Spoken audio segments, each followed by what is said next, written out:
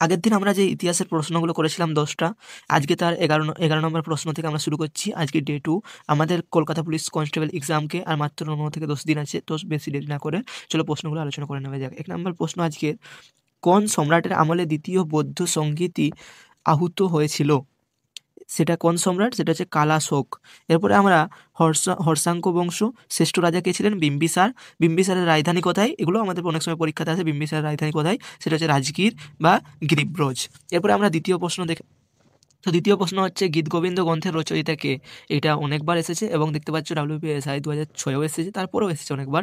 তো আমরা গীতগোবিন্দ গ্রন্থের রচয়িতা হচ্ছে জয়দেব। জয়দেব ছিলেন কে? না লক্ষণ সেনের শ্রেষ্ঠ মহাকবি। লক্ষণ সেনের শ্রেষ্ঠ মহাকবির নাম হচ্ছে জয়দেব। জয়দেব জাতিতে বৈষ্ণব ছিলেন এবং বীরভূমের অজয় নদের তীরে কেন্দুলি গ্রামে জন্মগ্রহণ করেছিলেন এবং লক্ষণের সভায় পঞ্চরত্ন বিরাজ করতেন এবং বখতিয়ার খলজি বিক্রমশিলা ও সোমনাথপুরী বিশ্ববিদ্যালয় ধ্বংস করেন তিনি। চণ্ডীদাস লিখেছিলেন কে? না শ্রীকৃষ্ণ কীর্তন কবিতা। চণ্ডীদাস কি লিখেছিলেন? না শ্রীকৃষ্ণ কীর্তন কবিতা। তারপরে প্রশ্ন আমাদের দেখতে পাচ্ছ, সমুদ্রগুপ্ত কে ভারতের নেপোলিয়ন বলেছিলেন? সমুদ্রগুপ্তকে ভারতের নেপোলিয়ন বলেছিলেন আমাদের VS স্মিথ। এবং তারপরে প্রশ্ন, আমাদের পরবর্তী প্রশ্ন, সেটি হচ্ছে নিম্নলিখিতদের মধ্যে কে ছিলেন পাল যুগের একজন বিখ্যাত দার্শনিক ও পণ্ডিত? তাহলে পাল যুগের বিখ্যাত দার্শনিক এবং পণ্ডিত কে ছিলেন? সেটা হচ্ছে অতীশ দীপঙ্কর। নিম্নগুলির মধ্যে, এরপরে আমরা পাল সাম্রাজ্য সম্পর্কে একটু দেখে নিই। প্রথমে যে দেখো, পাল সাম্রাজ্য প্রতিষ্ঠাতা কে ছিলেন? গোপাল, 750 খ্রিস্টাব্দে। এবং পাল রাজারা জাতিতে কি ছিলেন? বৌদ্ধ ছিলেন। রাজধানী মুঙ্গের। এবং ধর্মপাল মগধে বিক্রমশিলা বিহার ও অদন্তপুরী বিশ্ববিদ্যালয় প্রতিষ্ঠা করেছিলেন। এবং পাল বংশের শ্রেষ্ঠ রাজা কে ছিলেন? না দেবপাল।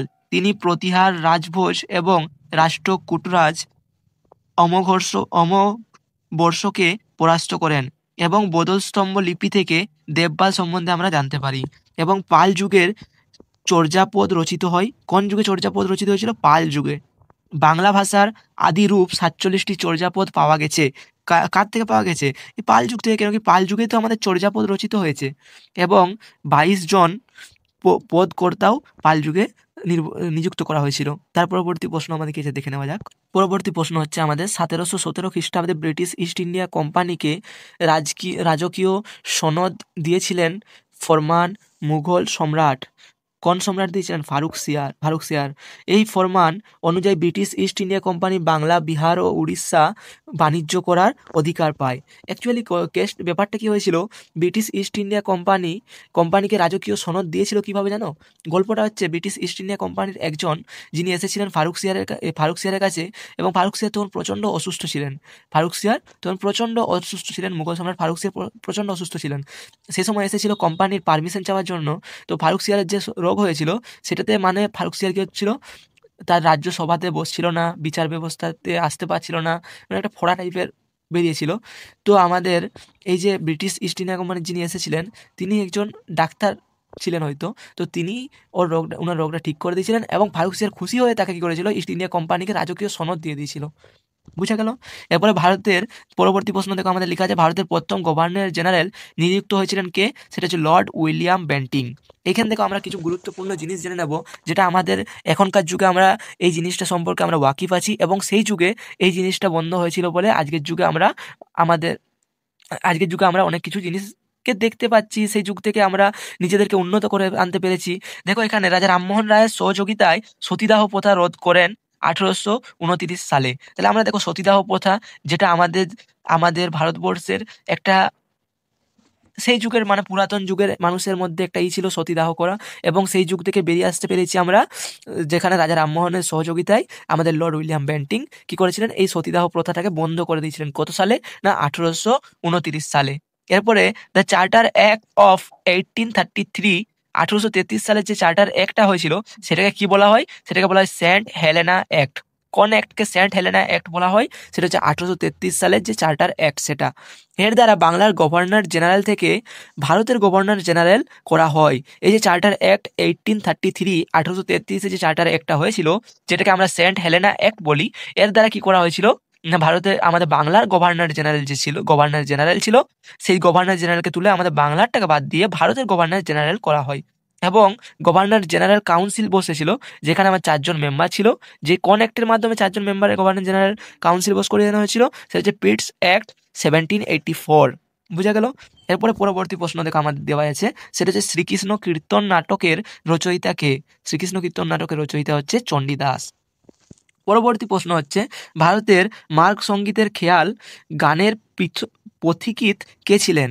সে হচ্ছে, আমাদের উত্তর হচ্ছে আমির খসরু। এরপরে আমাদের আমির খসরু, এরপরে একটা এই প্রশ্ন দেখছিলাম আমি, সেটা হচ্ছে প্রশ্নটা হচ্ছে কাওয়ালি প্রতিষ্ঠাতা কে করেছিলেন বা কাওয়ালির জনক কাকে বলা হয়? আমির খসরু। এরপরে দেখো আমির খসরুকে ভারতের তোতা পাখি বলা হয়। খসরুকে কাওয়ালির জনক, এই তো এখানে দেওয়া আছে।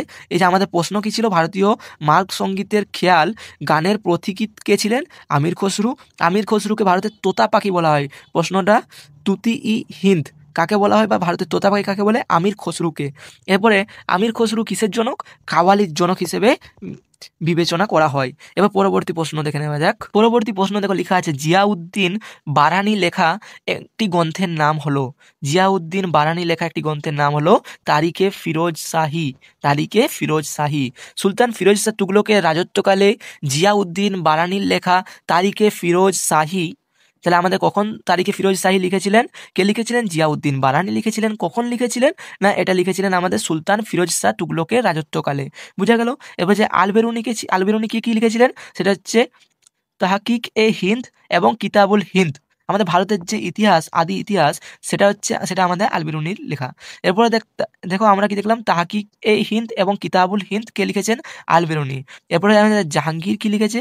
তুজুকে জাহাঙ্গীরি লেখা হয়েছিল। বাবরের এই তুজুকে জাহাঙ্গীর হচ্ছে বাবরের, এই জাহাঙ্গীরের আত্মজীবনী, এবং বাবরের আত্মজীবনী হচ্ছে তুজুকে বাবরি।